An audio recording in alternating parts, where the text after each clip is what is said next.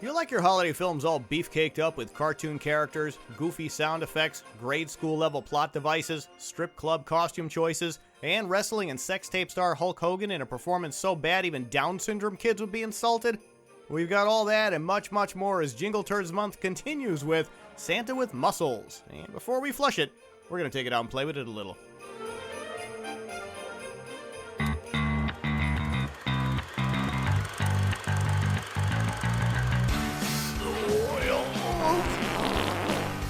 Restroom Cinema.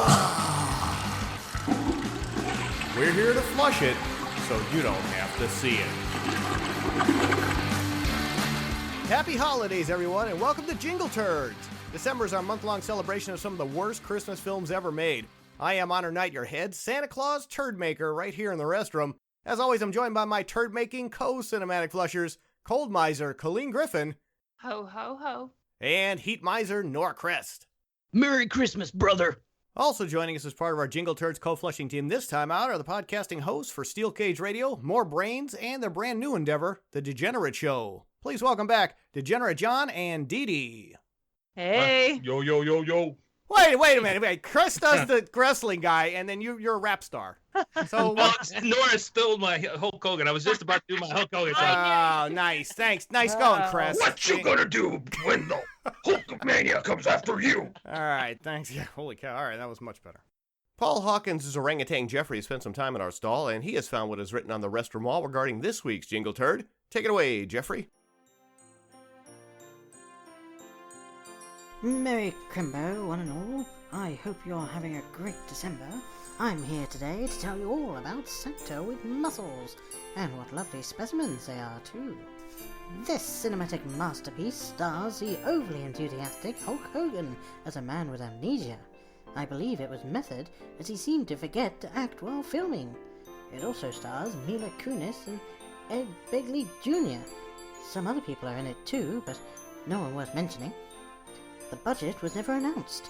That's probably because A, it was only open for 2 weeks and never made it to Christmas, B, because it only made $220,000, and C, because it's really bad.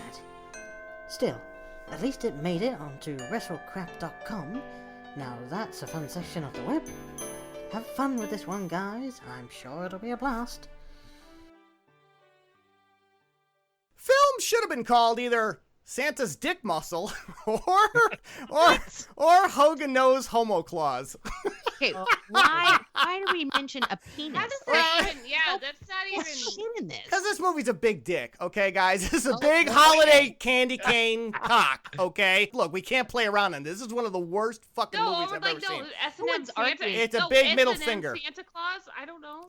Yeah, he was pretty he was really mellow on his. I don't know. His voice was so weird. I swear that wasn't even his voice. He was trying to be snobby. He was trying to be a billionaire. That's what he thinks billionaires sound like. Do we really even know who played the Gimp in Pulp Fiction? No. I'm really thinking it might be Hulk Hogan. Oh my god. This film makes Bad Santa look like Miracle on 34th Street.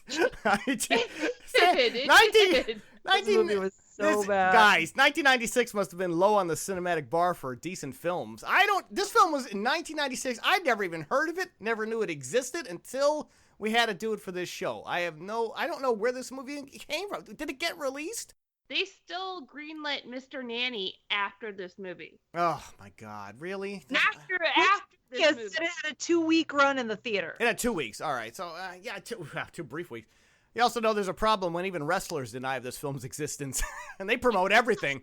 I was using it to advertise for his shop because I follow Hulk Hogan on Facebook. He still uses that. Why is he still uses pimping this picture. film though? This is the terror. Why would he even be pimping this? He's using the picture of himself from the film though, dressed as Oh, Santa. is that what he's doing to pimp his store? Yeah. His online He had store? a luxurious mane back then.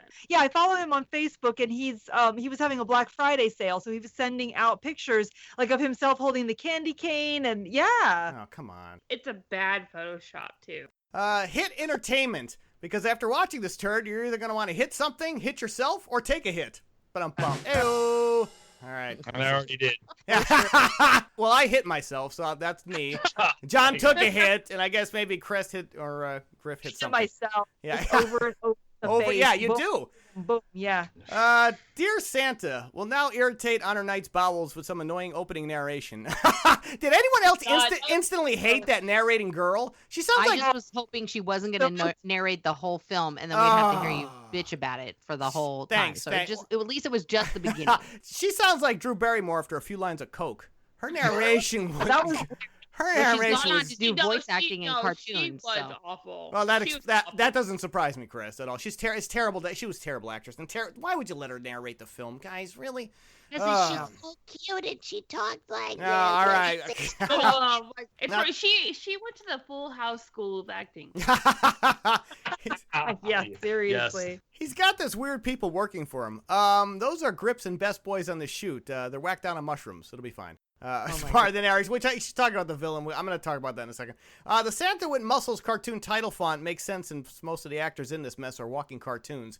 They're not even stereotypes. They're just not normal human beings in this I said, film. what's up with all the James Bond villains? Yeah, well, there's a lot of henchmen. Austin Powers villains. What are you talking about? Villains. It is. Yeah, me. It's an Austin Powers movie without Mike Myers. Not that he would have made this film. It really. Actually, I thought about that. I was, when I watched this. Oh, and Zoolander. I thought, did Zoolander rip off Santa with muscles? No. I know, but the henchmen were very similar. True. This has to be one of the most racist films we've seen. Not one, wow, really? Not one, but two fake Asians. Oh, my God. Clint Howard. Can we please not flush any more turds with Clint Howard in them? I'm beginning to think he actually is one of my co-flushers. This is like, the third, fourth, or fifth film we've done this year with Clint Howard. Let's give this guy a rest already. I'm sick of seeing this fucking guy in this movie. I gotta start checking the cast list better at this point. So the opening sequence is just this girl narrating. She's talking about the bad guy, the villain, the Bond villain. I'll talk about him a little later. Now people are moving away because Mr. Frost, that's the villain's name, Mr. Frost, guys, has been so mean to them. Not unlike Donald Trump in 2016. This turd fortune told the future. Who knew, right? Back in 1996, that we were going to have the same problem now. And then the credit roll finally ends up with and Garrett Morris. Well, shamefully, back in 1996, it was still blacks to the back of the cast list. The top story that this is balls. Jeez. For sure. And there's the bullet point on that. I just thought about how he told the story about how he went through addiction, and I was like, this must have been when he hit rock bottom. Oh, dear. I think 20 years ago was his low point. Yeah, just 20 years ago, Chris. Just 20 years. I don't know. I'm just assuming. Never stop to smell the roses. Hulk Hogan is creeping along the bushes of that mansion around the 2-minute mark like he's stalking the owner of Gawker. It looks like a 1970s used car salesman. Was anyone else distracted by that sham wow on the top of his head? Oh what's with that weird? Yeah, he has a hairpiece. He definitely has a hairpiece. It's better than Trump's. Also, why is that Gardner screaming like a bobcat as he attacks Hogan at the 3-minute mark? This is one of those fight sequences in a movie where no one gets knocked down. They just keep coming back. Yeah, I know what. Yeah. So I don't know if it's a good thing or a bad thing. I guess this is the evolution of CrossFit. Yeah, 1996. That's good. Because basically, he's a fitness guru and a self-help guru, I should say. Anyway, he's got millions of dollars. He owns this mansion. He's stalking. Basically, he's doing an Inspector Clouseau. He's paying his staff to attack him when he least expects it, or when as a workout. Which is so it's all stereotypes. It's a chef attacking him, and then there's a valet and all this other nonsense, and a gardener screaming like a bobcat twice, not once, twice. Make a note, Chaz. My picture on the can isn't big enough. It's only the size of my dick. 4-minute mark. Which, courtesy of Gawker, we all know. Nice. Oh, hey-oh. All right. Hey, guys, let's go kick some paintball butt. Said no one ever, even when paintball was a thing back in the mid-90s. Because now he does one activity, and he's bored. And he's one of these rich people that just have to spend money for the sake of spending money. So now he decides just to jump in a Humvee and go shoot paintball. He says, Hummer, I'm sorry. He says, let's roll. Hogan's pink bandana wearing posse look like they're on their way to a gay biker bar at the 6-minute mark. Nobody dresses red. like that. It's No, red. They're all pink. They are not red. Yes, they are. Griff, No, because their enemy are the ones in the blue bandana. Oh, really? All right, guys. So basically, it's the Jedi and the red guys. But no, it's like Civil War reenactments with paintballs. Paintball sucks. Gotcha. Clint Howard shows up only 7 minutes into the running time. This may have been his personal record back in the mid-90s, right? For how long before he appears? And did he appear faster in The Grinch? I don't know. 7 minutes before he shows up in this movie. I don't know. I don't know. I think this might be his record. I think 7 minutes is I'm not quick. really keeping track of his Okay, you're not? Well, I have a feeling somebody right. We may have to, though, Chris. We may have to keep track now because we've done every film with him this year. Well, we should just go through his IMDb and just flush every single film. Well, yes, we could be the Clint Restroom. I think we already Clint did. Howard. I think we already. Cinema. Yeah, I'm just gonna rename the show. Hall of Fame, seriously. Well, there you go. January's all booked up for you guys. I'm gonna rename the show Soiled Restroom Howard. It's gonna have Clint Howard's head popping out of a toilet bowl. That's my logo. Howard. This oh my God, and then have like a turd dropping down on the top of his bald head. Yeah, we're gonna make that happen. John's gonna work on that. That'll be our new logo. Since when did a game of paintball involve a high-speed chase scene at the 8-minute mark? I played paintball. I've never had to get into a car and avoid cops to do it. This is fun, but.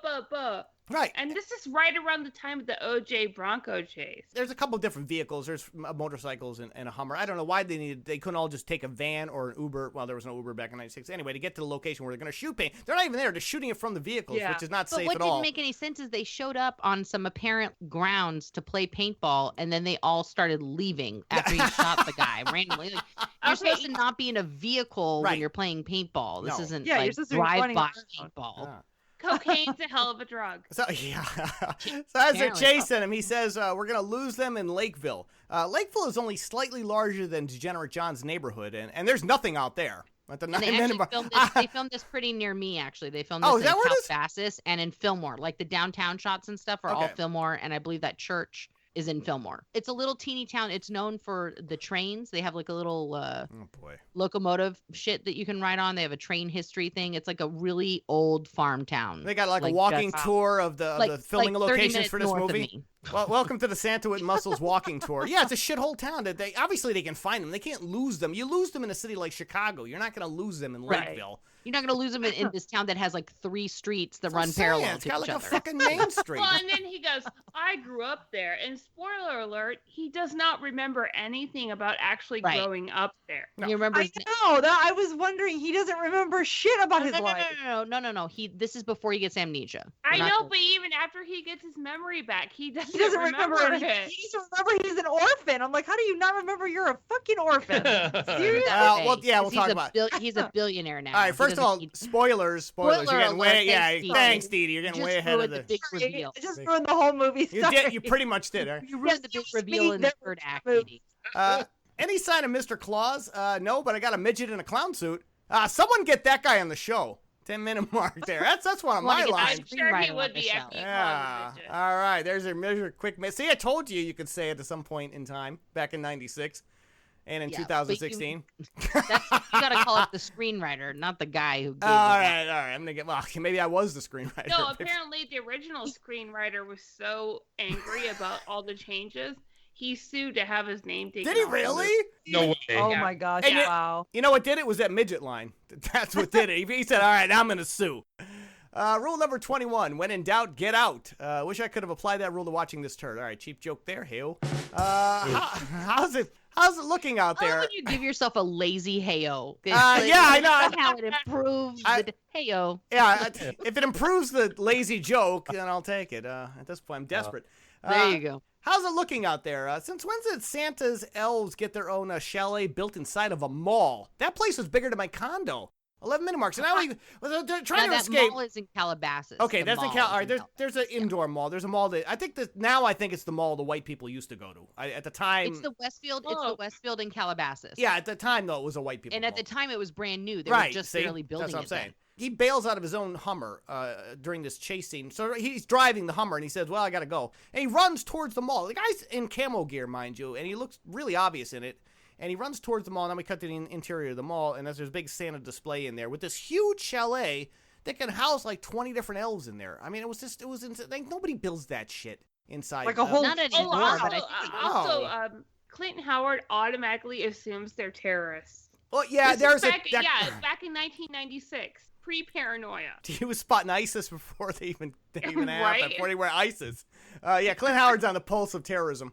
He'll be with you momentarily. The villainous Mr. Frost shows up on a TV, I'm sorry, guys, in the form of Ed Begley Jr., who probably didn't even know he was playing a villain, mainly because the idea is so unbelievable. That's like casting Tyler Perry as Wonder Woman. Thank you. Man. Come on, work with me. Jesus Christ. I got to put my own hails and everything. Everybody, There you go. Better? everybody starts drinking and smoking dope, and they forget to laugh at the cheap jokes. Let me introduce you to my staff of scientists, which look like a group of extras who came directly from the set of a Joel Schumacher Batman film at the 12-minute mark. Holy cow. So it's the villain's inside the house, and he's a germaphobe, and that's why.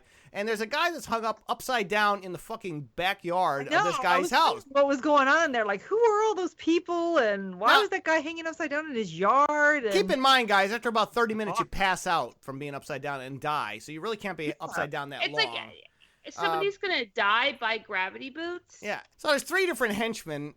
Chris had mentioned earlier. I guess is the farting guy supposed to be Asian with the stink gas? Yes, he has the teeth, and then they like pulled his eyes back. He's doing like straight up. Are you serious? That's what he was supposed to be? For breakfast at Tiffany's. Well, why didn't they just get an Asian person then? I don't exactly. understand. Like, there's plenty of those. That guy, and then they had the other guy at the end with the samurai beard and the man bun. Oh, there's Zach. Well, that's at the end. I recognize that British actor. I hate that I do, but I recognize that British actor. Yeah, there's one guy in a pith helmet. There's one guy who has a stink ass, and his line is, "I like to think of it as nature's perfume," which as do I. And then there's a third. Oh, there's a woman who's an electro woman, I guess, without the electro. She's like the prototype for Katinka from Zoolander. If you're creeping around, so they're torturing this guy. We'll come back to that. Anyway, that's the general introduction. Why Ed Begley? It was probably a one-day shoot for him too. He redeemed himself with Arrested Development. He's redeemed himself plenty since this, but what was he doing? But this was there was a lot of penance. Paycheck. Involved. Yeah.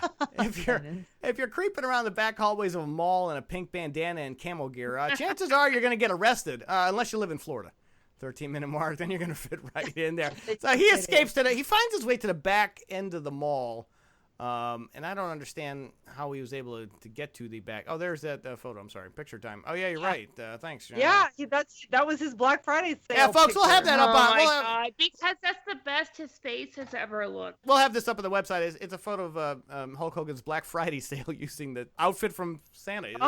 Cheap Photoshop of this movie. Go figure. Well, do what you got to do to sell those sex tapes. Okay. You don't want Bill to go after you. Oh, excuse me, Santa. Gee, that Santa suit seems to fit Hogan perfectly, even with his large frame at the 14-minute mark. So he steals the Santa suit off a rack, and amazingly, it fits him. What is he, 6'5", John? How tall is he? He's about 6'3", I think, right? So isn't he like 6'3"? Yeah, something like that. That's pretty tall. He's not like humongous.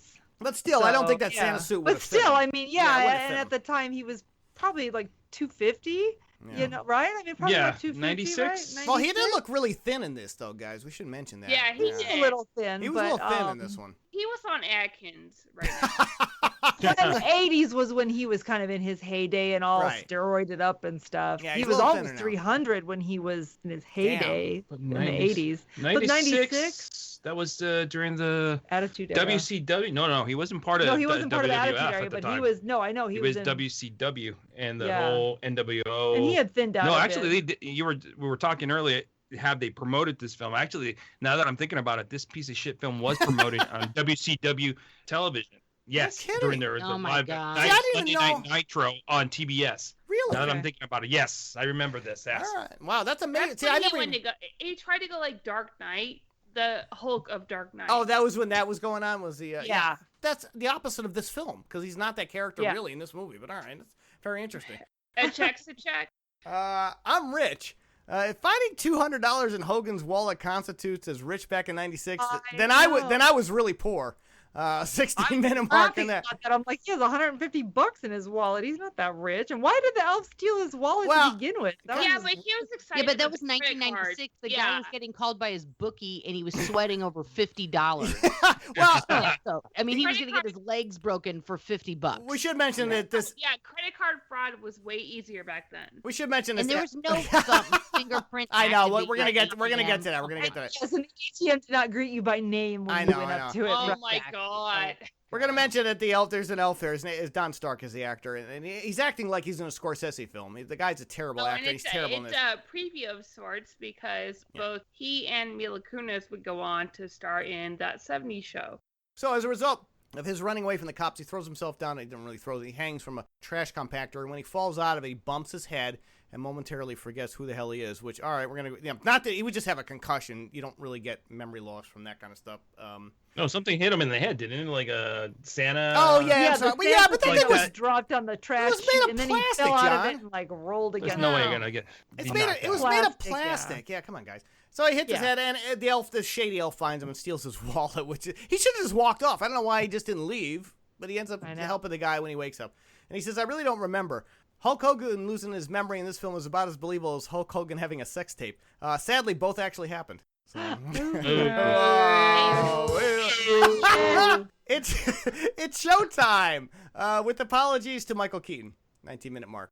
Anybody get that joke? No? All right. Yes, I do. All right. No, nobody helping me out tonight. You need a cricket sound effect. I have crickets. Yes, I have. Thanks, Dee Dee. You're not helping either. So, thanks a lot. What can Santa get you for Christmas? Well, good thing this was filmed before that sex tape nonsense. Else nobody would be sitting on Santa Hogan's lap. And then I wrote Hey-O. I actually wrote that out. Hey-O, 20-minute break. There you go. Chris, I wrote my own Hey-O. Okay, I'm all set on that one. Because now he has to pretend to be Santa. Because this guy, I don't know why this guy wants to keep. Oh, no, because if he found Santa in the mall, because Santa went missing, the guy would get $50 from the manager. So he manages to get Hogan, and he drags him up to the middle of the mall where I talked about that chalet, and he sits him down, and he has to entertain kids. And that's where we're at now, which, again, it's getting dumber and dumber, folks. The film does get stupider as you watch it. It doesn't go up. It keeps going down, which is rare for a film, but all right. I just want to say that my youngest son was watching this. You let your kids watch it? Did you let your mom watch it? Because loved it. Really? He was like, I don't know why you guys are flushing this movie. This is a great movie. You guys should watch it. Seriously? You know what? It's good to know that people still, because I feel like this movie enjoyed so it. much. I'd get your kids tested. I'd get your kid tested. So much from the corny and weird movies of our childhood, like the Santa Claus movie. Total. Your mom didn't watch this damn thing, did you? Yes. Man, your mother's going to an early grave with some of these films. Your mother. She was she's a about trooper. How terrible it was. I mean, she was just like, I should actually tape her watching it just to get the running commentary from her because it's really I'm just gonna have her. I'm just gonna have her fill in for you. You know, the first thing that we noticed was we were like, oh, you totally know this is a '90s movie because there's a fucking Mervyn's at the mall. What the hell's a Mervyn? And then my mom's like, I miss Mervyn's. What the hell is a Mervyn? Wait, what is it? It's a store? It was an old department store, maybe you guys didn't have that in Florida. No, East Coast. It wasn't an East Coast thing. It was like a low-key department store, like J.C. Penney's, basically. Okay. All right. But they had lower prices and stuff. And it was really nice. And they went bankrupt or something. That's how you know that it's a 90s thing, because there's like a full-on Mervyn's at the thing. Place your thumb on the fingerprint scanner. There you go, Dee Dee. Since when did ATMs in the 90s have this safety feature, folks? We just got it on iPhones only a couple years ago. What kind of bullshit is that? It calls them by name. I know. Right? Mr. Thorne or whatever. Put your thumb on the scanner. No, it doesn't work. There's no ATM in the world in 1996 that had. That would be the greatest ATM. The glass. Oh my God. You can tell it was built up a little bit. They always have to build up these props and stuff. And look, no ATM was like that, folks. It does not have fingerprint scanner. If it did, it would have saved a lot of, Also, though, if it had a fingerprint scanner and you put someone's card in that isn't yours and you put your thumb on there, why didn't just hang on to the card? Then it gives you the card back. Like, come back and try later. No, I wouldn't do that. Not really secure. Right? Yeah. Sorry. Yeah. So that's basically the elf. He tries to go to the ATM to get the money out of this. There's money in the cash in the wallet. Why didn't he take that? And he was trying after the card, but all right. Because the guy's supposed to be rich. He wants to get all the money, which shows it's credit card fraud. They're gonna find you. Plus, they videotape your face at ATMs. There's cameras there. Right. All right. Yeah, they did have that in '96. I didn't know that much. Hello. Santa's beating some guy up, which sounds about right if you live in Florida. There you go. So basically, Santa Claus is Hulk Hogan sees that there's these two idiots that are stealing the money from a children's thing on a table, like a big fishbowl of money. I love how he puts his shirt over it, like no one's gonna know. Like he looks pregnant. So anyway, as a result, they try to escape and they screwed up, and then a kid rats them out, and Hulk Hogan decides to step in and take care of these two guys. Pro tip, guys: if you're using a large candy cane as a martial arts weapon, you're doing it wrong. 22-minute mark. The guy starts spinning around this foam candy cane like he's a nunchuck artist or nunchucker. These guys were like straight out of Central Casting. They're terrible actors. They're not really actors. The two thieves, the guy stealing the fishbowl. They're terrible. They're terrible. Yeah. I wonder where security was. Like, how come there wasn't some? Well, that was what I said. The next line it says, "See kids, it pays to be nice." Already, he literally assaults two people. First of all, how did Santa not get arrested? Like, that's assault regardless. If he was trying to stop them, he really beat the hell out of both of them pretty good. He, like, throws them around. Oh, yeah, it was crazy. And they're all clapping. Like, that was the greatest thing they ever saw. I know. Everybody in the mall standing around watching him. Yeah, instead of calling the cops. No, it turned into a Trump rally. You like, can't, all these people the whole time. You can't do anything in a mall now. You can't fart in a mall the wrong way without getting arrested. I don't like. Maybe in '96 it was a little fast and loose. I don't know. Maybe you could beat up people. I don't know. Maybe somebody wanted to scrap it outside of Mervin's. Over a cheap handbag. Who knows? I still have one last headache, the orphanage. Didn't the Blues Brothers have this problem as well? There's always an orphanage involved, folks. Now here we get into the orphanage plot. We're not even to the main plot yet, folks. We haven't even got Hulk Hogan to where I know. We're like 25 minutes in, and nothing's happened. Right. What the fuck is going on all in this thing? Again, this is when you're taking too long with your setup. 22 minutes or like Dee Dee said, 25 minutes for something could have been set up in 10. But all right, so we have to get Hulk Hogan helping out an orphanage. There's an orphanage involved.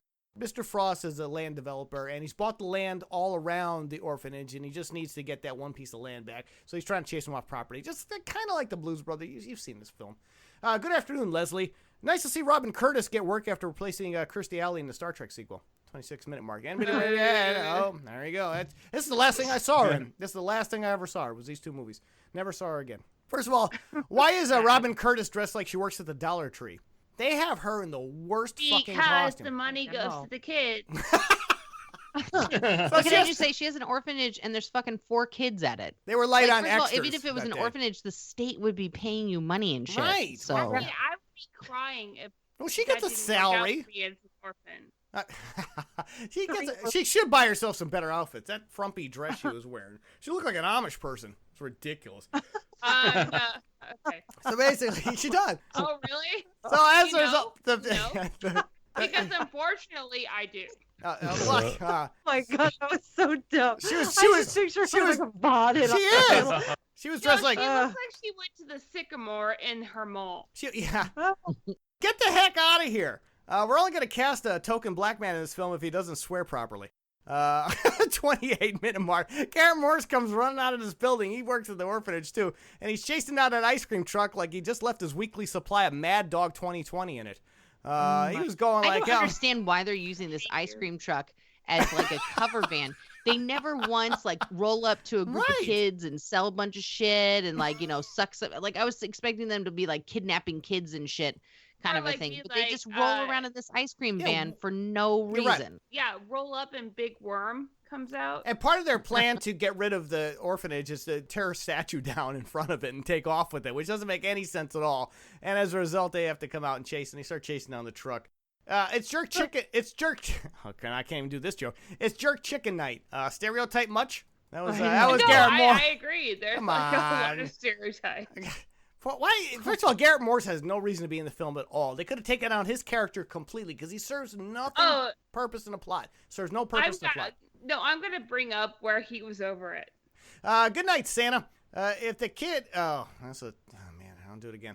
Good night, Santa. If that kid had kissed Hogan full on the mouth, we may have had a better film. I can't even get that joke. No. I wonder why he was sleeping at the orphanage. Creepy. Yeah, first of all, First of all, not even why he's sleeping at the orphanage. He doesn't know who the fuck he is. Why is the other guy sleeping at the orphanage? I know. He has an apartment somewhere. Well, wait, right as this is happening, they do end up offering to have these two guys stay there, and then they're in their outfits. But I think he's just staying with Hulk Hogan because he really wants to get into that ATM. Yeah, right. So he's desperate.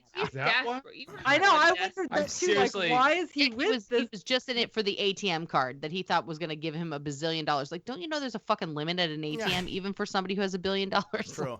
Well, I thought maybe at first he was working for Ed Begley, like he was one of his henchmen. Oh, yeah. Yeah, right. because the guy calls him and you think he's part of it. This whole movie is confusing. You never know why the doctor guy, Ed Begley, is calling.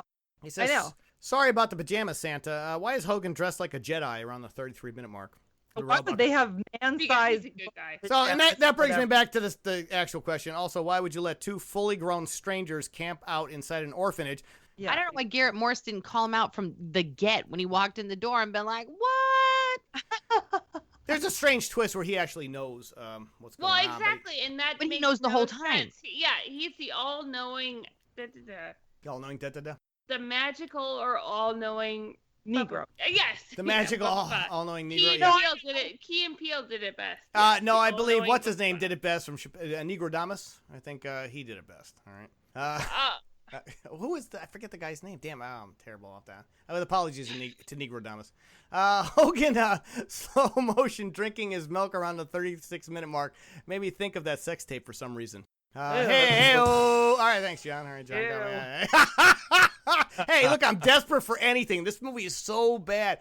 And he was slow motion. They had that in slow motion, and they had it because the guy wanted the fingerprints off his glass, and that's why. And so the other guy smiling like he's the one chugging cum into his mouth.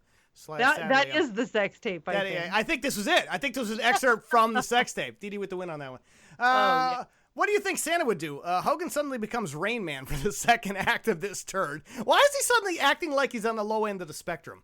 I understand he hit his head and he can't remember. He can't act, period. They're like, you have amnesia. He's like, okay, I saw Rain Man. I can do this. Like, I don't know why you're expecting Hulk Hogan to act. Well, that's the problem. He's trying to act, but he can't. I mean, you're right. You would think, though, honestly, somebody who embodied a character for so long on the WWE could have like transitioned that into something, and I think that he was really just being his best self while he was a wrestler. That's his truest self. If you look at somebody like The Rock, who did who's doing the same shtick, the same fucking shtick, but he's a great actor. Yeah, The Rock has spoiled us. He really did. Given us unrealistic expectations. Yeah, but even John Cena, even John Cena's better. He's an actor. Yeah, he's a decent actor. I mean, there's other guys who even the Undertaker did better shit outside of wrestling. But I think you're right. Hogan and there's some other wrestlers who didn't quite make the transition to film, and there was another wrestler in some other movie that didn't do it as well. And you're right. I don't understand why he was just left behind. And by the way, Negro Damas was Paul Mooney. Thank you, God. Apologies to Paul Mooney if you're listening, sir.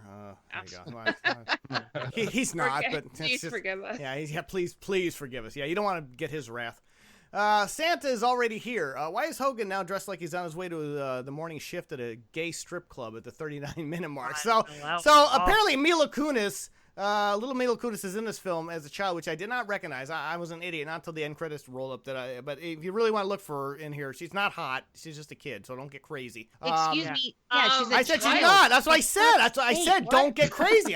Didn't I just preface that way? Don't get crazy. So just relax, folks. I know, but she's not hot yet. You just say she's a young Mila Kunis. Stay away. Stranger danger. Stranger danger. So she makes him a new outfit, which consists of cutting off the sleeves on the Santa suit. Now it's form-fitting, and he has these. I kept waiting for him to get like a candy cane hard-on in those red tights he was wearing. Ew. He's wearing these really red tights. But when he was putting them on, they look like sweatpants. Right, but when he cut to the wide shot, he's in tights. Right, and then he's in these BDSM like gloves. This fucked up utility belt. He's got a Batman. It's a debutante ball for BDSM. And then he says, "I love ... to eat a lot of reindeer meat. I bet you do." Hey, actually, I have an anecdote. During the 1994 Olympics. Pat, what's his name? Who was the broadcaster who got in trouble for talking about hookers and cocaine? Oh, that guy was great. What the hell was his name? Not Pat Sajak. It was no, but no, I know who you're talking. I know who you're talking. No, he went into Norwegian grocery stores and he was like, "We have reindeer meat here, reindeer meat," and he was pointing out reindeer meat to like kids. Was he really? Oh, see, that's all right. So maybe this is all right. Maybe that's where the joke came from. I guess that was an excerpt from the sex tape too. Was he in this outfit in the sex tape? Because this outfit really is kind of, it's a little homo, guys.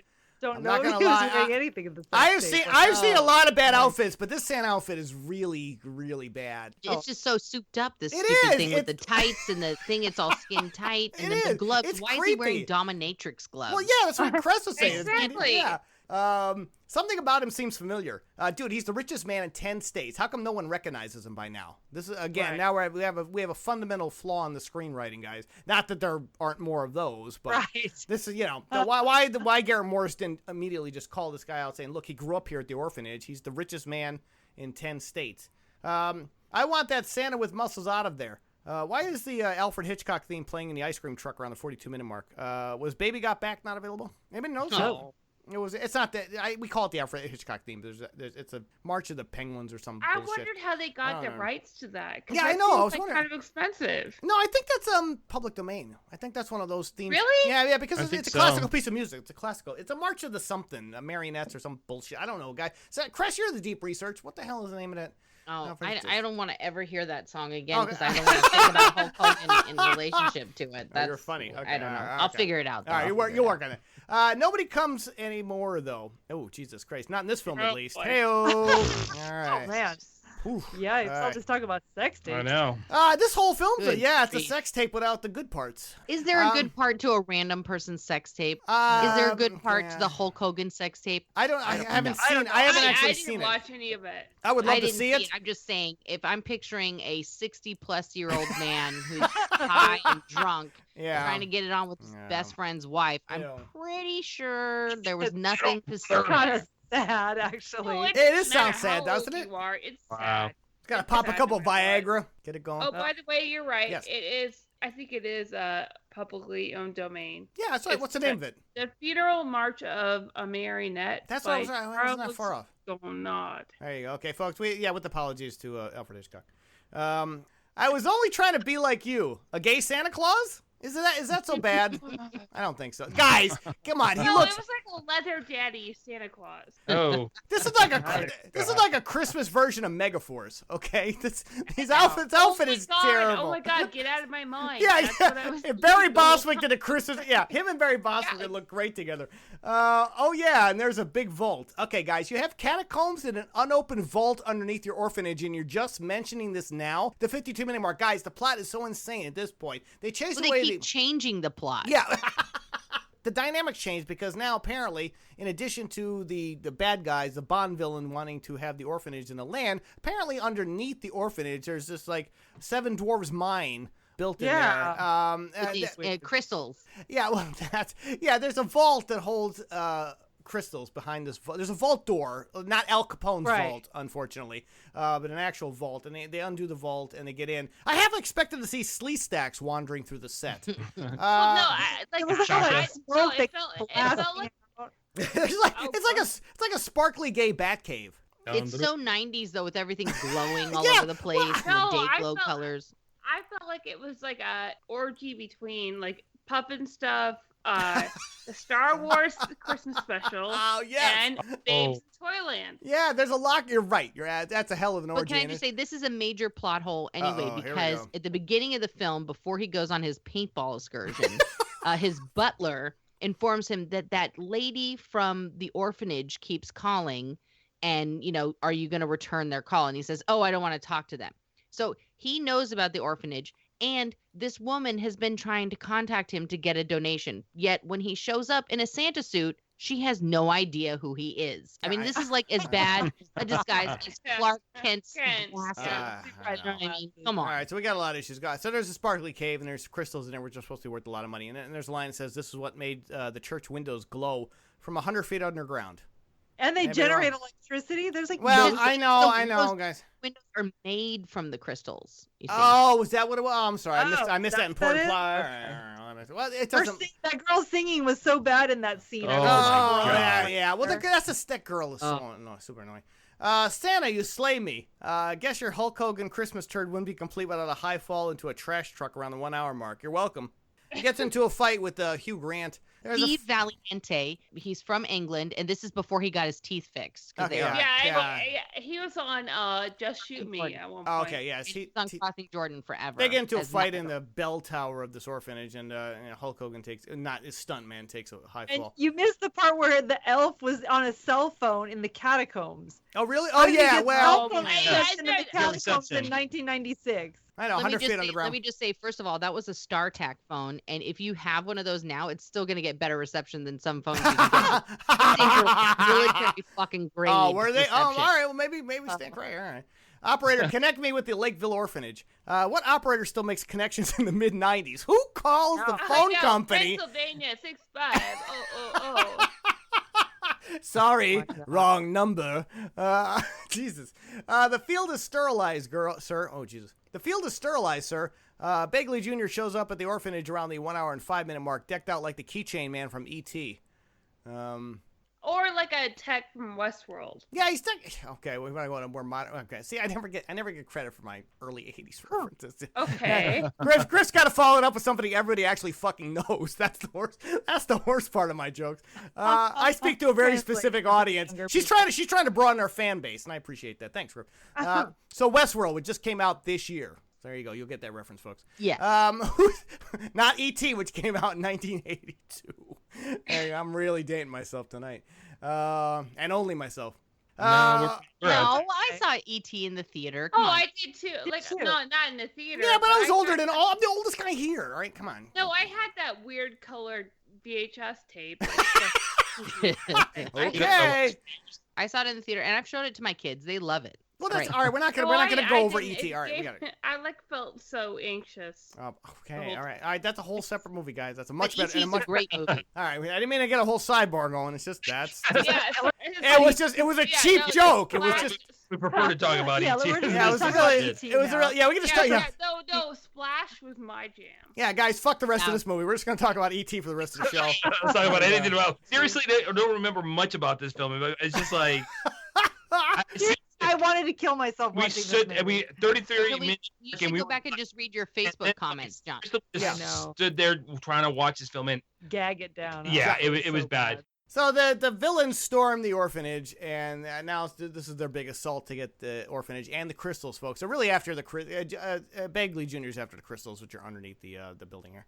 And then he instead of just going to get the crystals, he has to hold all of them hostage. This includes Robin Curtis, Garrett Morris, and 4 kids, only 4 kids, and then there's a stupid fucking elf is there too. Who's gonna do my mining? That's what minions are for. Gentlemen, because he makes the kids do the mining, that doesn't make any logical sense because they can't do shit. You're gonna have them really mine for your crystals. They're right. He even handed them like little teeny tiny miners. Oh my God! Happen to have those. Those were the most ridiculous things. He had just had random tiny miners picks. Like, where would you even get that? While all this is happening, Hulk Hogan, when he fell into the back of that trash truck I mentioned, that nice stunt in the back of the trash truck, he gets his memory back, and now they take it. He's back at home in his mansion, and he's so bummed out because now he's like confused. He doesn't want to be a dick anymore. He wants to help the kids. Now he has to get the kids because he gets a phone call, and he has to go all the way back to the orphanage to rescue the kids from Ed Begley Jr., the keychain man from E.T. And as he's doing this, here we are with another high-speed chase involving, guess who? Clint fucking Howard. I thought we got rid of him, but he's here. Get ready, folks. He's back. Blake's salad oil. They dumped 2 small containers of salad dressing on the road, yet when the police cars hit it, it looks like someone spilled a 5-gallon drum at the hour and 10-minute mark. It's like 2 Hidden Valley Range containers. I didn't even understand what they were doing at that point. I was like, and then he has to announce how many calories it has. Like, that's supposed to make you better. Like, he's constantly asking, is this low fat? Is this thing? I was like, oh my God, that's like the worst stuff to eat. I don't want to bust your diet is the worst. Right. I don't want to bust your bubble, folks. The department has a rocket launcher. They're like some little. Well, that's coming up. Right. A bazooka in a residential neighborhood. First of all, you cannot spin out a car on salad dressing. Okay, I want to get that out of the way first. Secondly, also, why does the local police force? Who's going to have a stock grenade launcher? How much crime does this town have? little sleepy town, and suddenly he's pulling out this rocket launcher. So oh, God, really? I know, but who would even fire something like that near a residential? Well, you wouldn't do that. No, exactly. No, you wouldn't do that. So he escapes they escape the cops. They get to the orphanage, and he introduces himself to that annoying fucking little girl. And he says, "Hi, I'm Blake Thorne, not to be confused with Jason Bourne." Hey-o. Yeah. All right. Oh. I know. Oh, maybe they ripped it off. I'm trying to spice it up any way I can. You grew up here. In an amazing screenwriting convenience, Hogan's character was not only raised in the very same orphanage, but was also best friends with the villain. Sure. No, okay, Hour I 19-minute mark. That was so crazy. This was Garrett Morris saying, "I am not getting up out of my damn chair till this scene." He said, "No, you stay back a little bit." Oh, is this when he was out? This is when he was out of the film at this point? I think you're right. I think Garrett Morris said, "No, this is bullshit." This is when the mushrooms kicked in. Like, this is the point where they were writing when the mushrooms hit, and they're like, "Dude, we can just." Garrett Morris took a stand and said, "You know what? No, I am not going to do this anymore unless I can sit my ass in a chair." Garrett Morris had no business being in the movie, though. He had no not getting up. It was just it was literally a paycheck for him because he contributes nothing to the film at all. No plot point. No, really, there's no well, except for that one where he identifies Hogan's character, but anybody could have done that. Like, why am I here? He's the only black guy in the film. He's the only person of color in the film, mind you. It's just all white people in this guy. They didn't try to mix up the kids. There's not like a little Asian kid or a little Honduran kid. There is. There is? No, there is. The kid who said, "Which kid?" "Santa" at the beginning. Right, just a little Asian girl. Oh, is there an Asian girl? All right. But she was American age. She's not really like full Asian. What? Okay, what does that mean? Garrett Morris is not. Then he's American. He's not black anymore by your standards. All right. Well, that's a whole separate podcast. We're not. I'm just saying you can't say the girl's not a real Asian because she's American, and then say Garrett Morris is black. I mean, same fucking thing. Right. Both born in America. That's oh my God. Literally insane. Too late. We're not kids anymore. Neither of the kids are... I'll try this again. I want to get this one out. Too late. We're not kids anymore. Neither are the kids who wrote this turd. Think about that for a second. And all right, you didn't. It's still not funny. Okay. It's gonna blow in more ways than one. Boy, see, I was at the end of this. I was just doing cheap shot for cheap shot because the film is fucking cheap, guys. All right, everyone freeze. Orphanage implodes only moments before, yet you can still clearly see the building in this reverse group shot around the hour and 26-minute mark. Well done. And they were all that was one of the worst miniatures I've ever seen. All right, yeah, and to recap real quick, they get into there's a fight, like a lightsaber fight or a crystal lightsaber fight inside the crystal inside the crystal caves. Follow me on this one. As Ed Begley Jr. has he stood any chance against Hulk Hogan, but all right, we're gonna let that go. Anyway, and as a result of this somehow sets off all the crystals to implode, all Doctor Who kind of, so the whole thing blows up or implodes, really. I don't understand what happens at the end, and it is a miniature. It's a real shitty miniature, guys. Go ahead. How much does that set cost? $13. Oh Grace. my God. No, compared to the rest of the set? Oh, that's it. You're talking about the Crystal Cave set. The Crystal Cave set? Yeah. That was where all the budget went next to hiring. I think that was just a leftover set from Fraggle Rock. Yeah. Yeah. There was doozers running around and stuff. Doozies or something. That would have been awesome if it was fun. Doozers, yes. All right. We need a little doozers in there. Yeah, there's a shit ton of Fraggles that got killed in that explosion. It was probably, you're right though, it was probably a leftover set from some other film though. I bet you it was just one of those things that they finished filming and they're like, oh, we'll just use this. And we'll just write in a Crystal Cave scene just because we need it. Well, it wasn't easy, Helen. Apparently this town can only afford one news station and one reporter. Hour 27. I know, right? And she is Asian, I should say. There is an Asian. The Asian, right. Yeah, she just the town only has one news reporter. Same woman keeps showing up for all. Every Chung. No, she's the host. No, it's Trishi Takanawa. I think I know a place that's available. So instead of putting these obnoxious kid at his own mansion, up at his own mansion, I should say. I should learn how to write my notes. He shoves them into the villain's place. First of all, you skipped over the whole thing with Garrett Morris. You skipped over the big reveal. I'm sorry. Well, I told you. I said that they were. I mentioned that. They were best friends, but then Hulk Hogan doesn't remember anything. No. And at one point, Hulk Hogan says that he was good. He says he was a good kid. Yeah, you used to be a good kid, Hogan said to him. And I'm like, he doesn't remember anything. How does he know he was a good kid? And apparently Ebner doesn't remember him either. He's not like, you were my friend and you betrayed me and I became evil. Yeah, it's a great reveal with no payoff. But you can't move the kids into the villain's house. The villain still owns the property. He's in jail. He's a bajillionaire. He can do whatever he wants. So he just bought it. And then who are all those kids? There's 3 kids in the orphanage. And then suddenly there's now there's 400 kids 100 fucking kids in that yard. Yeah, I know. Film ends with Hogan's Santa hat being tossed onto a Tim Burton topiary. And it was only then, as a cast list appeared, that I realized Mila Kunis was actually in the film. I didn't honestly know until the credits rolled and I saw her name. You didn't see that in the opening? No. You didn't recognize her, though? I did not recognize her, and I didn't. Apparently, I wasn't paying attention to her during the opening credits, which is normal. I was stunned, but you know what? It was Clint Howard's title credit. That's from. There you know what? I'm like, yeah. I don't want any more Kunis films or Howard films, with the exception of maybe Jupiter Ascending and Clint Howard's. Clint Howard's probably in that one. Picky turd. I am a picky turd right now. Oh my God, guys! Well, then you forgot the very end where go ahead. What do you got? Can see the prison like, how the fuck are you gonna see from the house. Yeah. Can they really? Oh, I didn't see that shot. Yeah, and why is the woman with the men in jail? So that and wouldn't happen. Exactly. Yeah, the black and white striped convict. Okay, we're obviously asking. We're asking way too many questions, guys. That particular angle. But let me just say, the statistic I was going to give earlier was I was putting on Instagram that we were doing this for the podcast. And when I started putting the hashtag in Santa with muscles, there's 242 entries. Jesus. Oh my God. It's like 242 people are talking about, I hope it's not this movie. I don't know what they're referring to. This is literally one of the worst holiday films that we flushed. It's just an absolute dreadful film. I mean, it's the same. It's a similar trope that you've seen before. Total dickhead somehow gets knocked out. They have amnesia, and then they're a nice guy, and then they get their memory back and realize, oh, I should be a nice guy. No. Yeah, it's very stereotyped. It's embarrassment to wrestling fans. It's embarrassment to Hogan's fan base. I think it's a terrible cross. I think there's a lot of other. Well, things not now though, not in light of recent events, but back in '96. Let's go back. If you have to go back in time, he was. I guess this. I don't know how this bubbled up during his. They still kept coming for Mr. Nanny. It's even embarrassment to Clint Howard films. So as far as Clint Howard go, by the way, I just looked through Jupiter Ascending, and Clint Howard is not in that. Okay, so that's still on the line. We could do that. Okay. All right, I'll keep it right. There you go. All right, so there you go, folks. That is Santa with muscles for your second Jingle Turds of the month. We took it out. We played with it a lot longer than we should have. Can we flush it, ladies and gentlemen? Can we please flush it? Yeah, slam it down, brother. Yeah, there you go. Consider it flushed. All right, that's it for this week. I want to thank my lovely co-Cinetmatic Flushers, Midwest movie mogul Colleen Griffin, Cold Miser Colleen Griffin, and Heat Miser Nora Crest. Great job as always, ladies.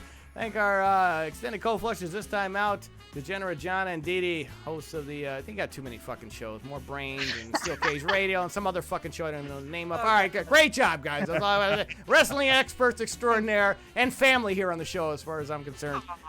They do a great, thanks guys for sitting in for our Jingle Turds holiday season. We really, really appreciate it. You guys are wonderful. Thanks for having us. Yeah, we always coming on and chatting with you guys. I know. This was payback, wasn't it? This was because what did you suggest? What was the one we did? That was the one we did for Scary Turds, right?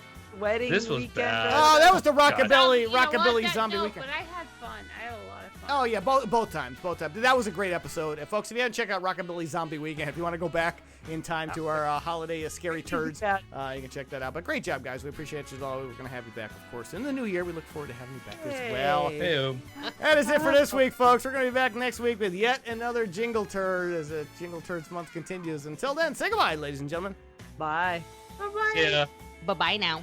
Hey, this is Nora Crest, and I want to thank you for listening this week and every week as we flush these turds down our cinematic bowl here in the restroom.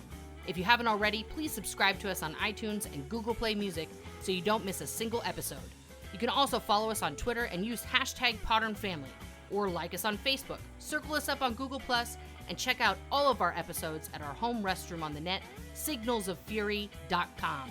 Until next time, remember, we're here to flush it so you don't have to see it.